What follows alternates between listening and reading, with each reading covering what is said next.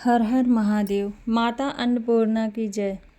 माँ अन्नपूर्णा का महाव्रत मार्गशीर्ष मास के कृष्ण पक्ष पंचमी से प्रारंभ होता है और मार्गशीर्ष शुक्ल षष्ठी को समाप्त होता है। यह उत्तमोत्तम व्रत सहस्त्र दिन तक चलता है और कई भक्त इस व्रत को 21 दिन तक भी पालन करते हैं।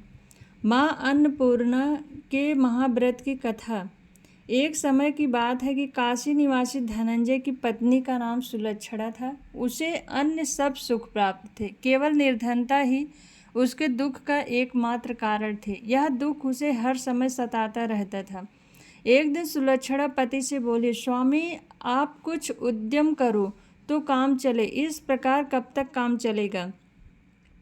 सुलक्षणा की बात धनंजय के मन में बैठ गई और वह उसी दिन विश्वनाथ शंकर जी को प्रसन्न करने के लिए बैठ गया और कहने लगा, हे देवाधिदेव विश्वेश्वर, मुझे पूजा पाठ का कुछ नहीं आता है, केवल आपके भरोसे बैठा हूँ। इतनी विनती करके वह 2-3 दिन भूखा प्यासा बैठा रहा। यह देखकर भगवान शंकर ने उसके कान में अन्नपूर्णा अन्नपूर्णा अन्नपूर्णा इस प्रकार 3 बार कहा।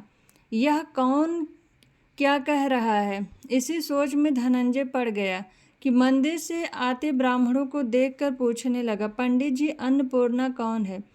ब्राह्मणों ने कहा, तू अन्न छोड़ बैठा है सो तुझे अन्न की ही बात सूझती है, जा घर जाकर अन्न ग्रहण कर।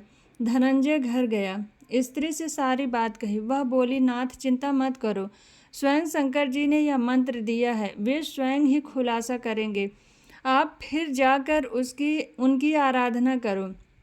धनंजय फिर जैसा का तैसा पूजा में बैठ गया। रात्रि में शंकर जी ने आज्ञा दी और कहा, तू पूर्व दिशा में चला जा।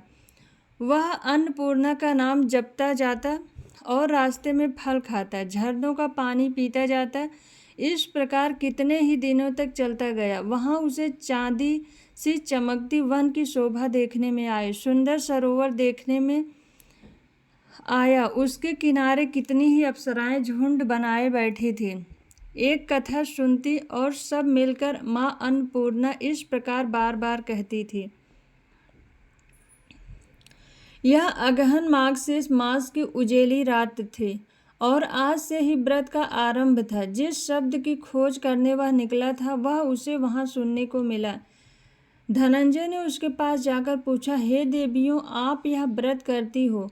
उन सब ने कहा, हाँ हम सब अन्नपूर्णा का व्रत करती हैं। धनंजय ने पूछा, व्रत पूजा करने से क्या होता है? यह किसी ने किया भी है? इसे कब किया जाए? कैसा व्रत है? मैं भी जानूं इसके बारे में, कैसी विधि है, मुझे भी विस्तार से बतलाओ। वे कहने लगे, इस व्रत को सब कोई कर सकते हैं। 21 दिन तक के लिए 21 गांठ का सूत लेना चाहिए। 21 दिन यदि न बने तो एक दिन उपवास करें, यह भी न बने तो केवल कथा सुनकर प्रसाद ले, निराहार रहकर कथा कहें। कथा सुनने वाला कोई न मिले तो पीपल के पत्तों को रख सुपारी या घृत कुमारी वृक्ष को सामने रखकर दीपक को साक्षी कर सूर्य, गाय, तुलसी या महादेव को बिना कथा सुनाए मुख में दाना न डालें। यदि भूल से कुछ पड़ जाए तो एक दिवस फिर उपवास करें। व्रत के दिन क्रोध न करें और झूठ न बोलें। धनंजय बोला, इस व्रत के करने से क्या होगा? वे कहने लगे, इसके करने से अंधों को नेत्र मिले, लूलों को हाथ मिले, निर्धन के घर धन आए, बांझी को संतान मिले, मूर्ख को विद्या आए। जो जिस कामना से व्रत करे माँ उसकी इच्छा पूरी करती है। वह कहने लगा, बहनों, मेरे पास भी धन नहीं है, विद्या नहीं है, कुछ भी तो नहीं है, मैं तो दुखिया ब्राह्मण हूँ, मुझे इस व्रत का सूत दोगी?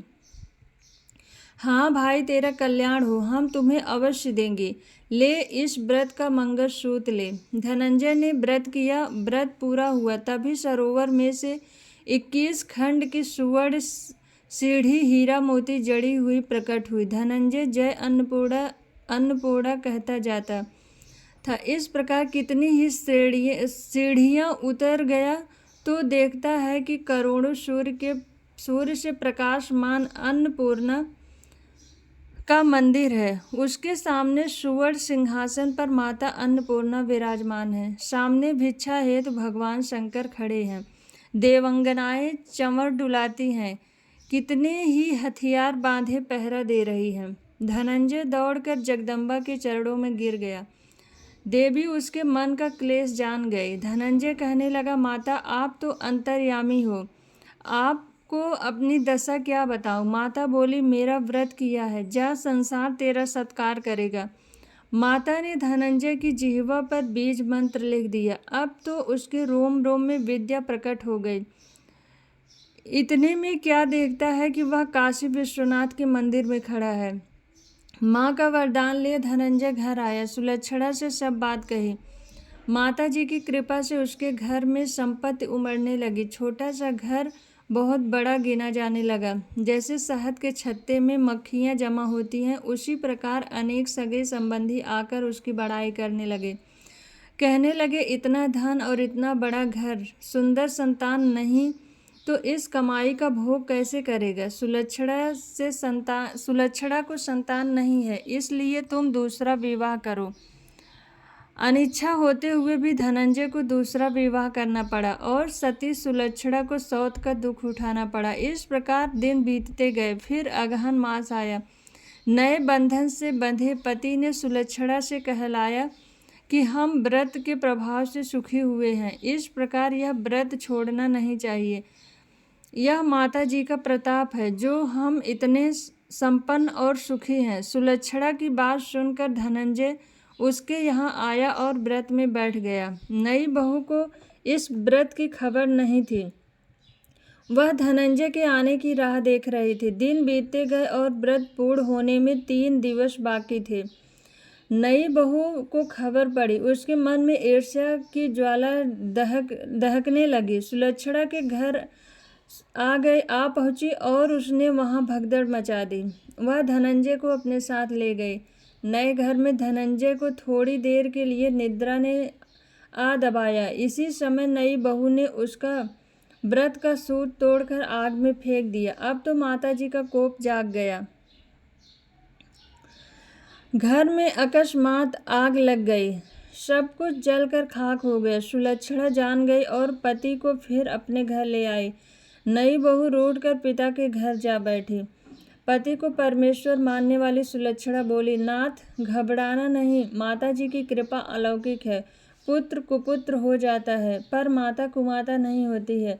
अब आप श्रद्धा और भक्ति से आराधना शुरू करें, वे जरूर हमारा कल्याण करेंगे।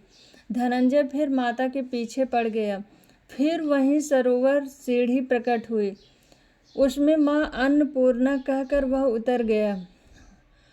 वहां जा माता जी के चरणों में रुदन करने लगा।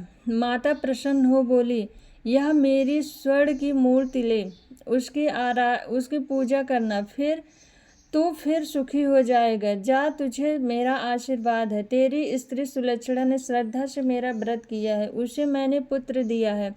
धनंजय ने आंखें खोली तो खुद को काशी विश्वनाथ के मंदिर में खड़ा पाया।